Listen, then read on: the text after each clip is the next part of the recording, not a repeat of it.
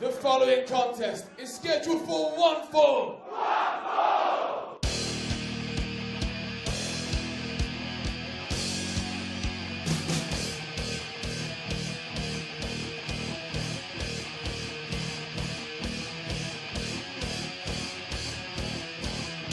That music you just heard, it's available on iTunes. Catch it over at iTunes, 20x20crew.com/podcast/iTunes. Welcome to the show. And it's like, man, there's so many guys that I would fantasy book against Taz. Taz in his prime, easily one of the greatest mat technicians, suplex artists to ever step foot in the wrestling ring. The human suplex machine. The human suplex machine. And then I asked the question, what if he got into the ring with a guy by the name of Brock Lesnar?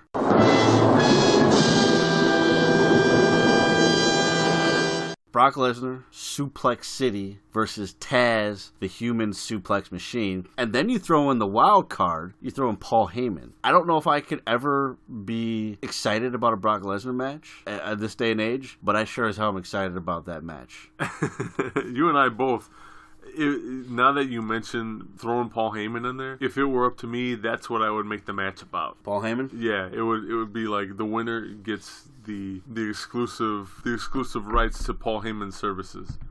Yeah, you know, that sort of a thing.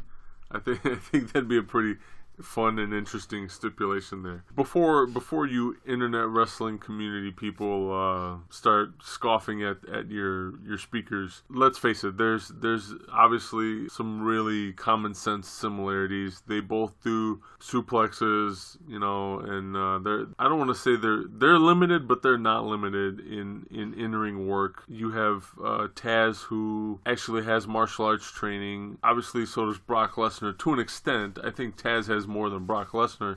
Yeah. Even today, both with collegiate wrestling behind them. So it's not like either one of these guys is coming into the ring half-assed or, you know, with little experience. I remember Taz at his peak, at his height. Yeah. Just in his attitude and the way he carried himself in and outside the ring, this would be a really fucking interesting match. They're both kind of the same mind when it comes to shooting on people. I get it that Lesnar is much taller than Taz, but I think that's probably the only advantage Lesnar has on Taz, if we're being honest here. Yeah. I know there's going to be people out there listening to this like, oh, fuck you.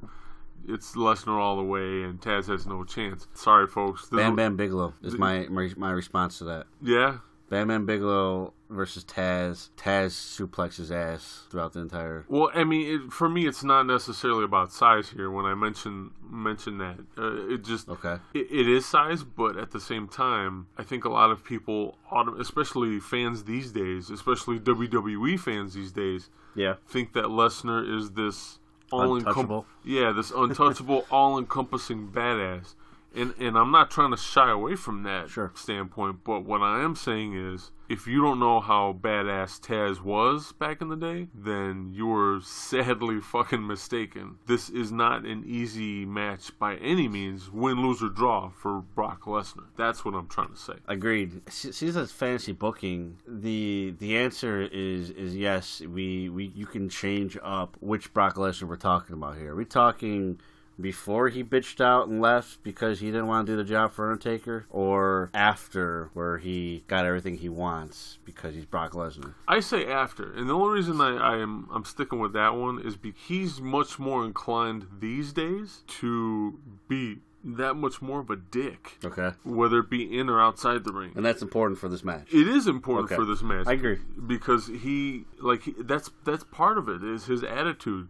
When we watched him at WrestleMania 34 go against Roman Reigns, everybody was thinking Roman Reigns was going to win, us included, because let's face it, everybody was tired, and still is tired as of this recording, of seeing fucking Brock Lesnar with that fucking Universal title. But it's a fake title.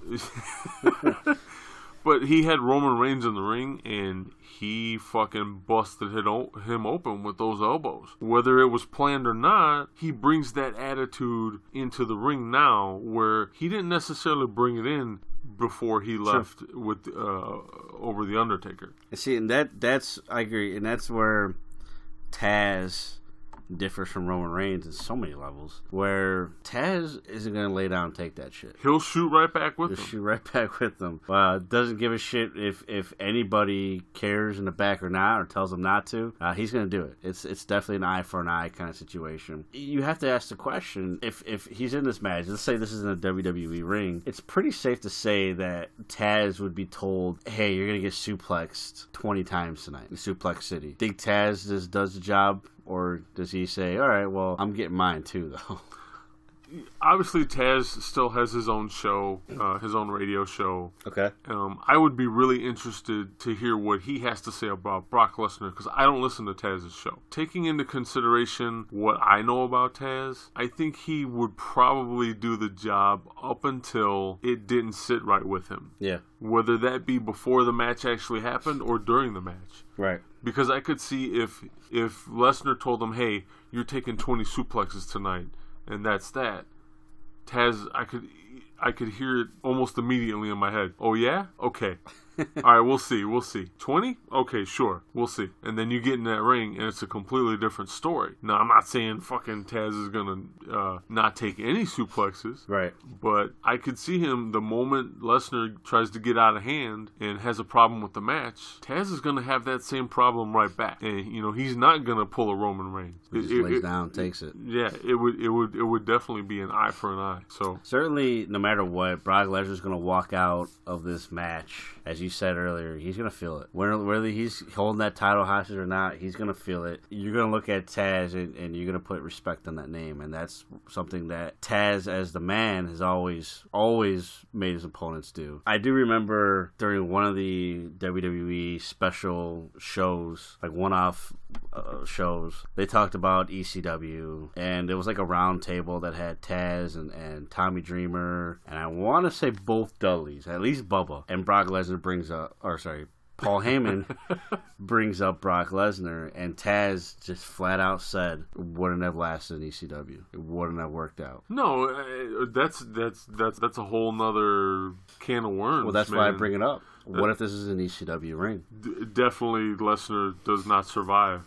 There's no fucking way.